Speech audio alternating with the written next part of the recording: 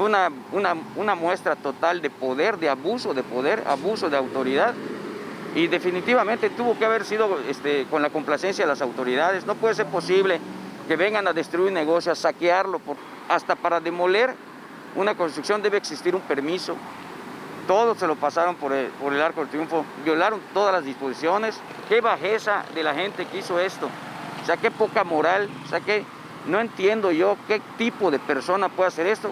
Son 40 años que estuvimos este negocio.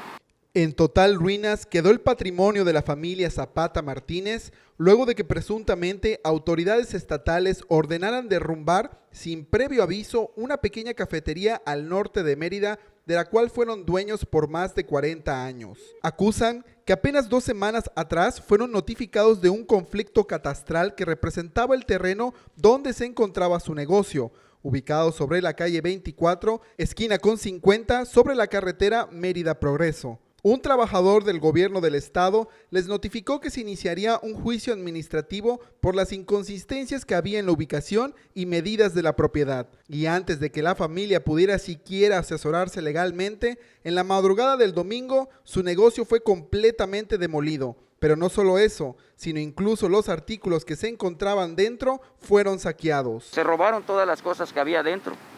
Teníamos cortinas metálicas, teníamos neveras, mesas, sillas, licuadoras, cafeteras, vasos, totalmente equipado el negocio.